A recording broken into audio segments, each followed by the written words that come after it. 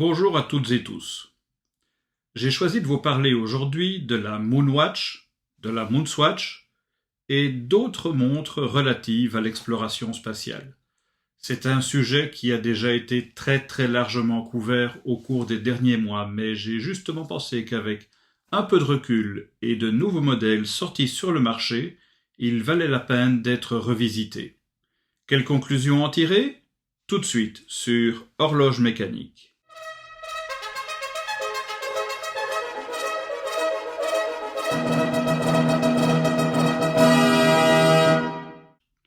L'Omega Speedmaster Moonwatch Pro ne demande pas d'introduction, et plutôt que de ressasser ses spécifications techniques en long et en large, je me suis permis de vous offrir quelques secondes de pure pornographie horlogère. Regardons ça tout de suite.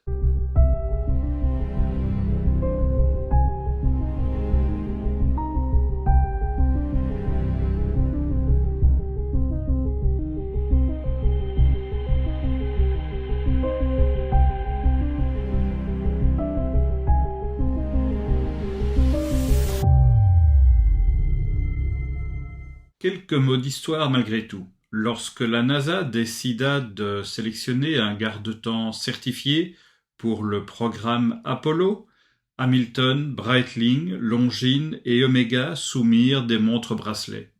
Les conditions de test étaient particulièrement sévères. Cycle de température entre -18 et 93 degrés centigrades, cycle d'humidité, de vibration, choc, accélération, pression et j'en passe.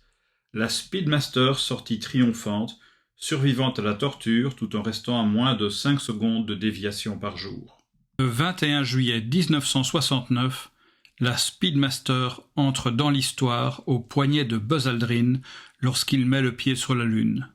Neil Armstrong avait déjà débarqué avant lui, mais il avait dû laisser son Omega à bord car l'horloge électronique du module lunaire était défaillante. Après le premier calibre 321, vinrent les 861 et 1861.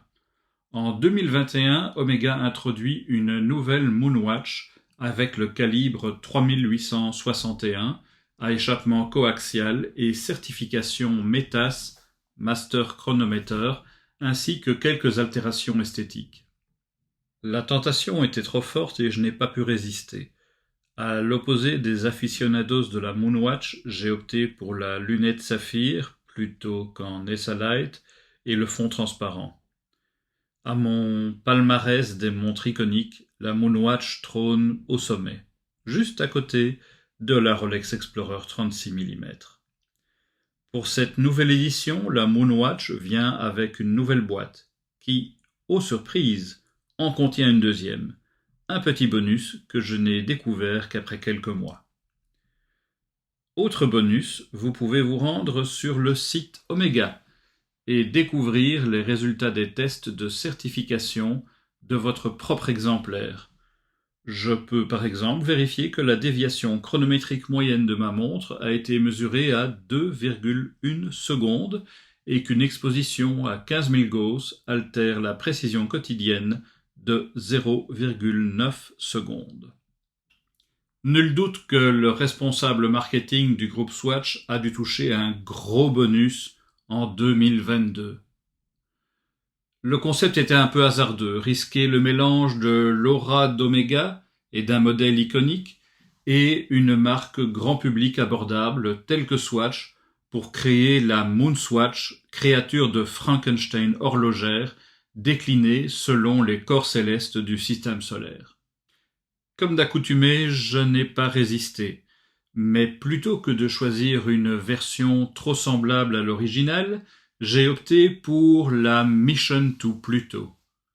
Pourquoi Pluto, me direz-vous ? La réponse est simple. Parlez-moi de vous, Pluto. Odile. Moi, c'est Odile. Pluto, c'est l'ami de Mickey. Ah non, Pluto, c'est le chien de Mickey. Pas de risque de confusion entre la Moonswatch et son illustre inspiratrice. On ne joue pas dans la même ligue. De la boîte à la montre, on est dans le plastique, appelé un peu pompeusement biocéramique pour le boîtier. Si l'esthétique de la Moonswatch est sympa, elle ne respire pas la robustesse. et plus d'un utilisateur s'est déjà plaint de casse, y compris Adrian Barker, d'abord enchanté, puis dépité après la perte d'un poussoir au bout d'à peine quelques jours. My Moonswatch is I think that's the technical term for it. And because of that, I'd like to retract all of my positivity and support that I originally had for this watch. Peu importe. Qu'on l'aime ou pas, la Moonswatch est en passe d'être vendue à 1,5 million d'exemplaires en un an et n'est toujours pas disponible en ligne. Les versions Moon et Mercure les plus proches de l'Oméga restent des denrées très convoitées. Même sur le marché gris, on trouve encore des Moonswatch dans une fourchette de 350 à plus de 1000 €, alors que le prix retail est tout de même de 260 €. Morgan Stanley estime que la Moonswatch aura rapporté près de 115 millions de dollars de profit sur l'année fiscale au groupe Swatch. La Moonswatch aura aussi bénéficié d'une promotion par d'assez nombreuses célébrités. Citons par exemple Ed Sheeran, Zlatan Ibrahimovic et, bien évidemment, Daniel Craig. Celui-ci a malheureusement fait le choix de la Mission to Neptune, qui est connue pour décolorer sur le poignet. La question fondamentale restait de savoir si l'opération conjointe de Swatch et d'Omega risquait de nuire au prestige de cette dernière. Eh bien non. Selon M.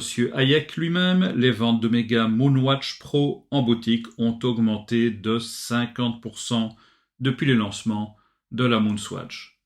Il reste que 260 € restent cher payés pour une Swatch pas très solide. Si on veut absolument s'afficher avec un logo Omega, il y a des options moins chères. Mais si on veut rester dans les montres au pédigré spatial et quitter le groupe Swatch, les alternatives sont nombreuses. Il y a en effet plus de 10 marques qui ont vu leurs produits orbiter autour de la Terre ou partir vers l'infini et au-delà. Une alternative très tentante est la révision ramenée de 45 au 43,5 mm d'origine de la Bulova Lunar Pilot.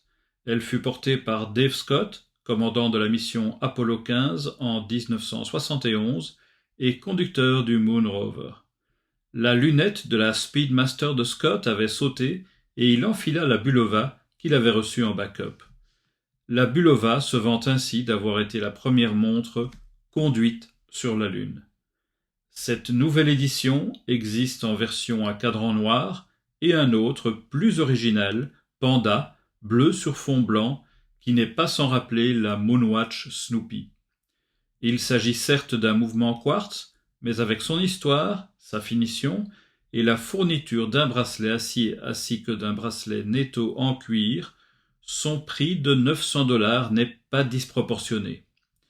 Je n'ai pas encore d'informations quant à sa disponibilité en Europe, mais surveille cela de près.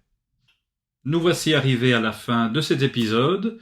S'il vous a plu, n'oubliez pas le petit pouce, voire une souscription à la chaîne, ce sera toujours apprécié. Merci beaucoup et à très bientôt.